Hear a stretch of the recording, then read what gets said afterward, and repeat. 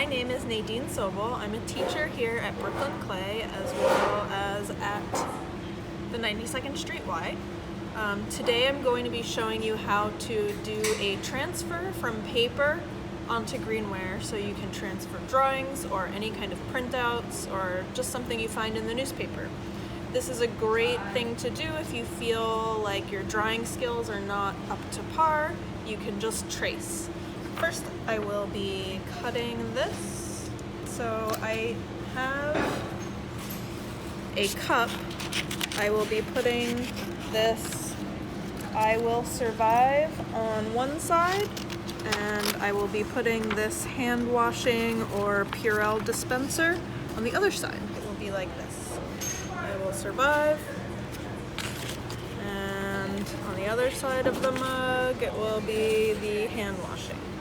So what you will need for this is a water-based marker. Any kind of Crayola marker works really well, but I'm going to be using this Papermate felt tip marker because it is water-based and it has a finer tip than any of the Crayola markers.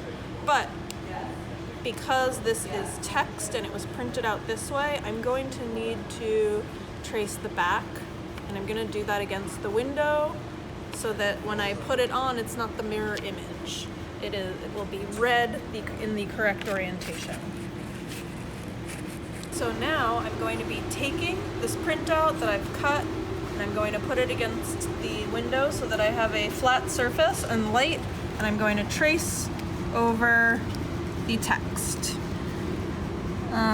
So if you're doing a more complicated drawing, you really only have to get what you want for the transfer, because anything that I want to fill in, I can fill in later. So this, I'm only doing the outline of the text. I don't have to color it in. And we'll talk about the way that you can fill it in on your piece on the greenware once I get to the greenware cup. I have now traced the back of this, so that when I put it on, it will be in this orientation. The other one that I did, I traced this side. I didn't trace the back because I don't care if this gets flip-flopped. If it turns into the mirror image and it's reversed, that's fine because it's just hands. It's not text that's going to be backwards. I'm going to now put this on. So it's going to take me a minute to just make sure I line it up properly, because I want it to be centered on here. I'm doing this on greenware, so this is leather hard. It's at the leather hard stage, and if your piece is too dry, this won't work. There needs to be a little bit of water. So now I'm going to hopefully have this relatively centered, and I'm going to use, it's good to use like a rib or the back of your nail to really, if I just kind of touch it, it's not going to stay. So I'm actually going to use the back of my fingernail to really rub this on there. Can probably speed this part of the video up.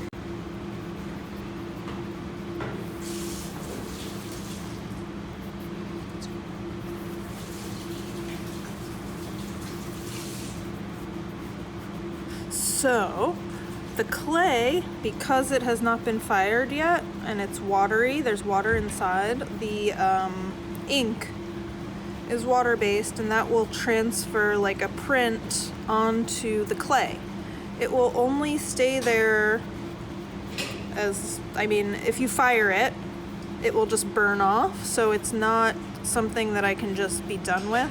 I will then have to choose that I will either scratch through like Sgraffito, or I can paint on my image, but it will be gone if I just fire it. So if I make a mistake, I could do this again, because the ink is not what stays permanently on the piece.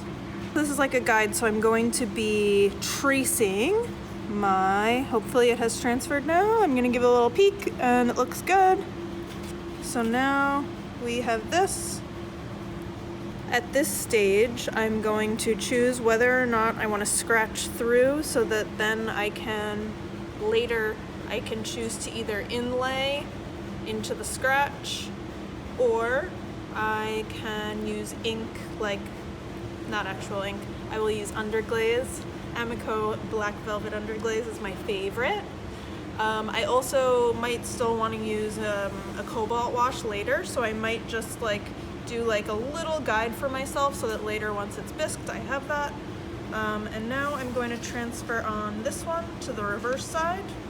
So now I'm not worried about this being a mirror image because it's not text. So if hands are reversed, that's no big deal. If you're tracing a face or puppies, it could be reversed or mirror imaged. I did get this in a little puddle of water, so we'll see if that bleeding transfers or not, but it's, you know, it's just on the fingertips. If you're using a Crayola marker and you're doing some like bigger lines, you don't have to be as anal as I'm being right now, but because some of these lines are so small, I just want to really make sure I've gone over them because it's really hard to line it up and do it over again. So I just really want to make sure this is on there. Okay, now we will do the reveal.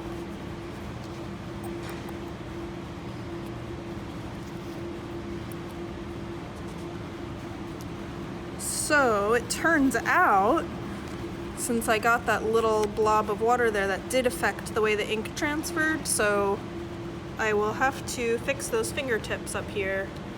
So I will do that, and then I'm going to start to, I like to use a pencil as a carving tool when I'm doing something like this. Sometimes I will use a pin tool, but the pin tool tends to leave little like boogers on your line. That's the technical term. And I don't like those. I kind of like the line better of a pencil, and you know how to hold a pencil. A pin tool can be a little bit more awkward than a pencil. I also have this tool that I like, which is just a sharpened piece of wood that you can also hold like a pencil. And then you can kind of get the point you want.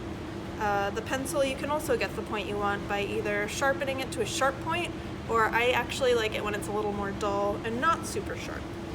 So I'm going to start tracing what I have here with my wooden tool.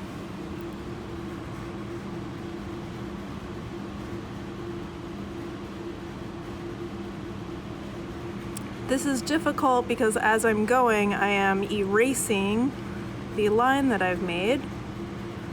So that is challenging, but I'm gonna do this side, this drawing with scratching through, and I'm gonna do the text with a paintbrush and do that with the underglaze, so you could see two different ways of doing this. We will come back when we're a little further along here. So I have finished scratching through the greenware. And now my design is complete.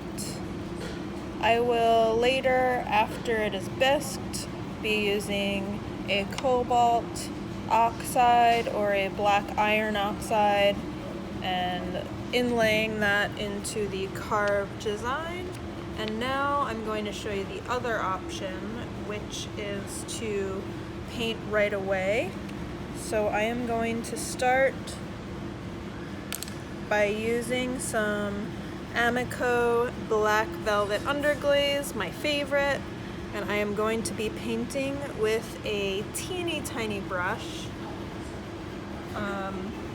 This is my teeny tiny brush. I'm going to use this to get the really fine lines, and then I'm going to fill it in so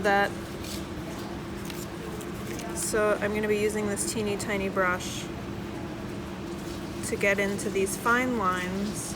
Then I'm going to use a bigger brush for the bigger areas, because in the end I would like it to be like this.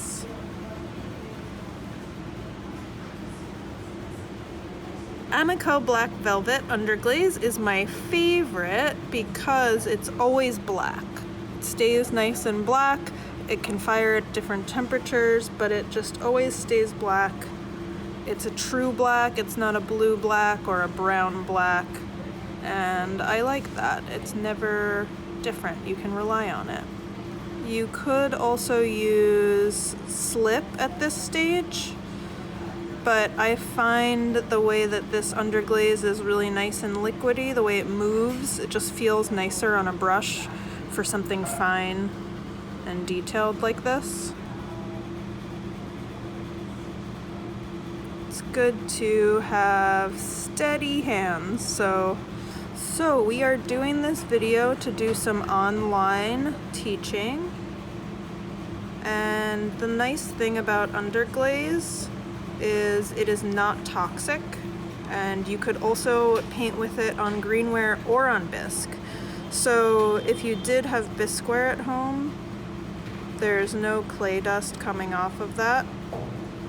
And the underglaze you can paint with at home and clean up, and there's no bad dust that you're breathing in.